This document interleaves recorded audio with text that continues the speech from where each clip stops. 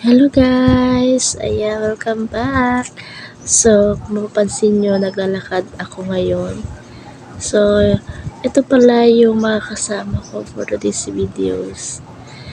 Matagal ko na siyang minamanmanan, matagal ko na siyang gustong kausapin at puntahan yung bahay niya kasi marami na akong naririnig about sa kwento niya, kwento ng buhay niya. So, ayun, ngayon lang ako nagkaroon ng pagkakataon na samahan siya at makita yung sitwasyon sa kanilang bahay. Kasi marami na sila daw natirahan na mga bahay, may mga nasunugan din silang bahay, ayan. So, titignan natin guys ang kanyang sitwasyon. Siya po pala ay si Ann, yung ano niya, palayaw niya is Ann. So, ayan, dito nga siya nakatira guys. Araw-araw, halos wala siyang tigil sa hanap buhay kasi mayroon siyang mga anak. Apat yung anak niya na maliliit pa. Kailangan niya maghanap buhay, kailangan niya makaipon para sa 3 kilong bigas sa araw-araw. Pang-ulam at saka pambili niya ng mga kape. Kaya wala siyang alam na ibang trabaho guys kasi daw hindi po siya nakapag-aral. Maaga po kasi siya nagkaroon ng mister. Ayan. Nasa edad na 13, nagkaroon na siya ng anak. Kaya ito lang yung alam niya na paraan karoon ng pagkain. Yung nag-iigib, basta marami siyang alam na trabaho, kahit anong trabaho ginagawa niya, basta magkaroon lang siya ng pera para pambili ng bigas araw-araw. Naglalakad siya ng alas 6 ng umaga, minsan daw alas 5 pa, hanggang alas 7 ng gabi. Hindi siya uuwi hanggat wala siyang kita guys. Ayun, naantig yung puso ko, naawa ako, kaya baka sa ganitong paraan matulungan ko siya kasi wala naman akong pera. Ayan, ganun kalayo guys yung bahay niya. Doon pa talaga sa taas, pinakatuktok. Doon pa ganun pa kalayo yung lalakarin namin ngayon. So, sana yung mga nanonood dyan, share na natin ang ating blessings guys. Ayan, para makatulong tayo sa kapwa natin. Ayan, napakalayo doon pa talaga. Ayan guys. So, sabi niya sa akin, wala naman daw tumutulong sa kanya dito sa barangay na to kasi parang na daw, kasi lagi sila naghihingi ng tulong. So, para nagsawa na daw magtulong sa kanila. Yung mister niya guys is nanananggot din, yung kumukuha ng goma. May trabaho din pero hindi lagi, kaya nagtutulungan sila para magkaroon ng income araw-araw para matustusan ng kanilang pangangailangan sa araw-araw. Ayan. Sobrang payat na niya guys kasi ang bibigat na mga dinadala niya ng mga tubig, nag-iigib siya sa mga bahay-bahay.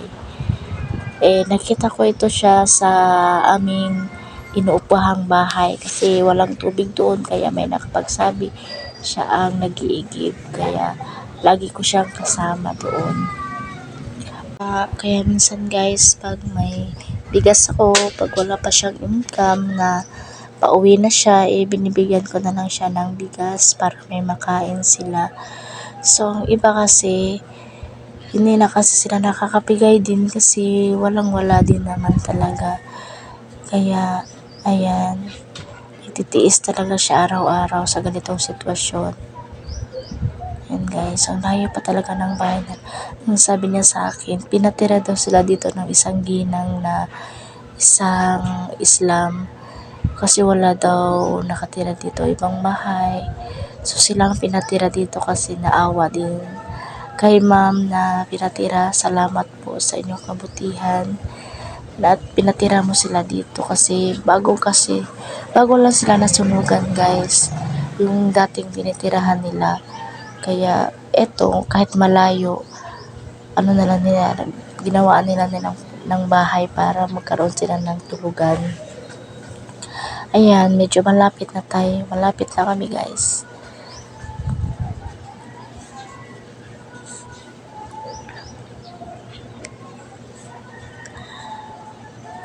So, sa mga gustong tumulong, guys, sana mag-comment kayo sa akin dahil malaking tulong ito para sa kanya at sa kanyang mga anak.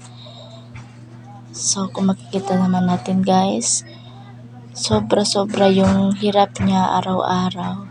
Kung ako nito, guys, hindi ko kaya araw-araw, pero hindi niya to ininda. Hindi niya ininda ang layo, ang pagod para lang maghanap buhay. Hindi siya, guys, nagkaroon ng pagkakataon makapag-aral para makahanap ng magandang trabaho, kaya ito lang yung alam niya. Ito, guys, medyo malapit na kami sa kanilang bahay. Ayan, ito may dala siyang bag. Binigyan ko lang siya ng konting tulong, pagkain para sa anak niya. Yan, para naman may maidala siya kasi wala daw siyang income ngayon itong araw na to. Kaya tamang-tama daw yung pagbisita ko sa kanila kasi wala daw silang makain ngayon. Kawawa naman, guys.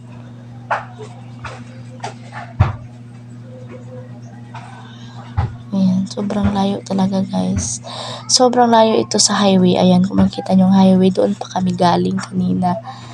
Ayan, dyan pa kami galing. Kaya, naku, araw-araw ko tong gawin. Siguro papayat na ako. Siya nga, nangayayat na talaga siya, guys. Sobra. Nung hindi pa daw siya, wala pa siyang pamilya, guys. Hindi daw siya ganito kapayat. Nung nagkapamilya na lang siya na bumaba na yung katawan niya. Dahil nga sa pagtatrabaho, wala siyang choice. Kasi naman daw, mangnakaw siya, gagawa ng masama, di magtrabaho na lang siya kahit pagod daw. Okay lang daw sa kanya. Basta lang, may makain sila sa, magandang paraan, sa mabuting paraan. Yun ang sabi niya sa akin. So, ayan, kung makikita natin, guys, napakasaya ng kanyang mga anak kasi nakauwi na siya ng maaga. First time niya kasi umuwi ng maaga, guys, kasi halos ginagabi na siya umuwi. Wala siyang dalang flashlight, ang dala niya lang ay lighter na may ilaw na maliit. Yun ang dala niya. Kaya sabi ko, makikita mo ba yung daan pag ganito gabi na? Sabi niya alam naman daw niya saan siya tatapak kasi nga sa halos sa araw-araw niyang paglalakad, na-memorize na niya yung daanan saan siya dadaan. Kaya hindi na daw niya kailangan ng malaking ilaw para makauwi. Ayan. So, ang saya talaga ng anak niya nang nakita siya umuwi na.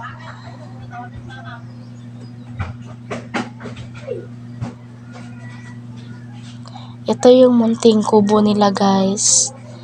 Ayan.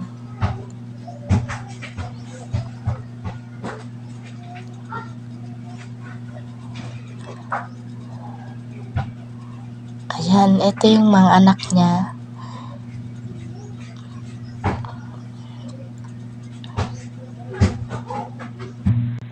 Sila, guys, kung bakit kasama ako ng pag-uwi ng nanay nila.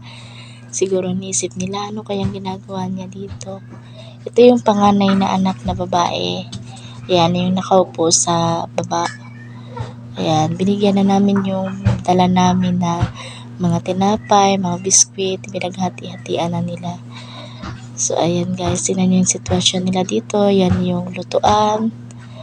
Ayan. Halos napaiyak ako sa nakita ko sa sitwasyon nila.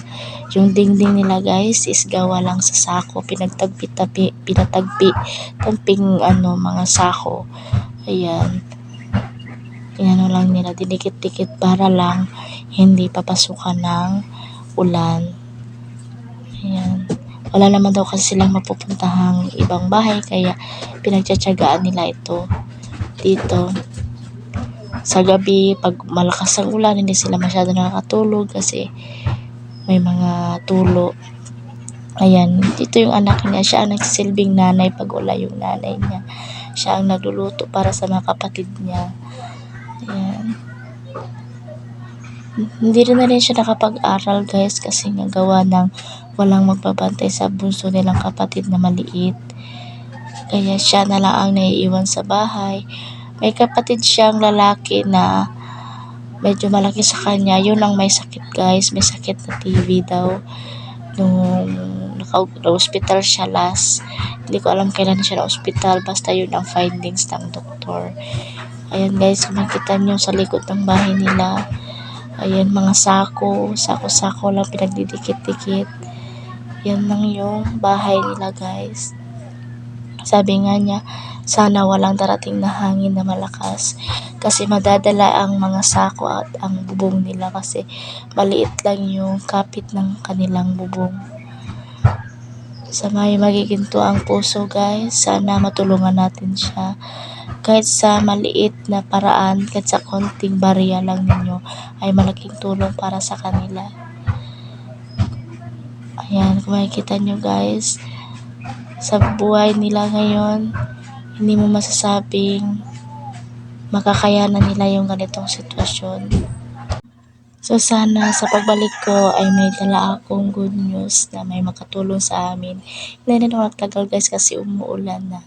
Sa mga hindi pa nakasubscribe sa akin, please do like and share and subscribe and click the notification para update kayo sa ating mga more videos.